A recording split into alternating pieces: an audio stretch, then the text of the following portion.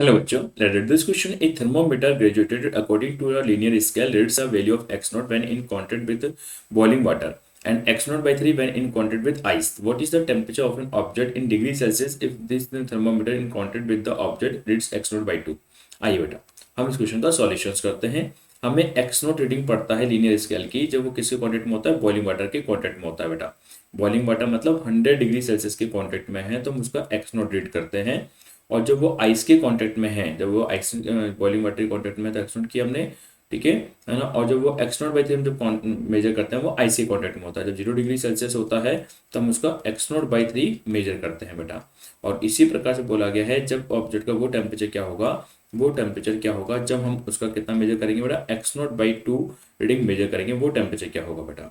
तो हम जानते हैं for any temperature scale, for any temperature scale reading, for any temperature scale के लिए एक फॉर्मूला होता है, any temperature reading minus freezing point upon boiling point up minus freezing point हमेशा कांस्टेंट होता है। Boiling point minus freezing point हमेशा constant होता है बेटा।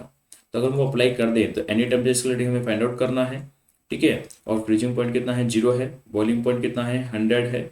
और फ्रीजिंग पॉइंट 0 है। किसी भी टेम्परेचर स्केल रीडिंग में जो इसका वैल्यू हम मेजर कर रहे हैं वो एक्स नोट बाई 2 है, तो यहाँ पे एक्स नोट बाई 2 हो गया।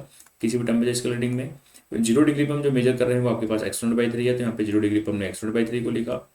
100 डिग्री पर कितना है, 100 डिग्री पर एक्स नोट है।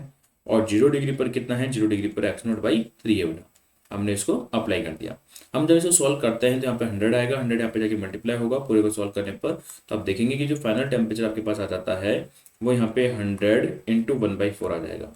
100 इंटू 1/4 आ जाएगा इस पूरी इक्वेशन को सॉल्व करने पर।